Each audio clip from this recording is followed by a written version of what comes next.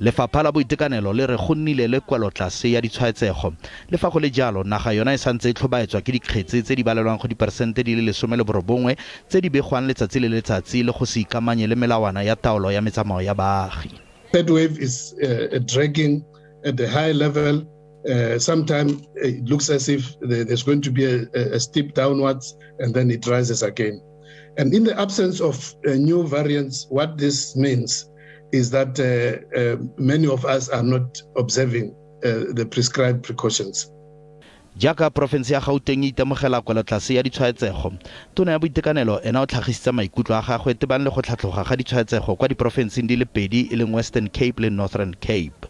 Go begwa fa bontsi ba bao ba tshwaetsegile mo diporofenseng di le pedi tse e le ba ba mo magareng ga dingwaga di le 10 go fitlha 19. In fact, analysts, our epidemiologists often say that the Northern Cape never came out of the second wave. It came straight into the third wave. Re sa le fo ba ba dingwaga di le 18 go ya go 34 bana ba balelwa go dikete di le 99 tsa bao ba entilweng go ya ka lenaane thebolo la moento mo nageng.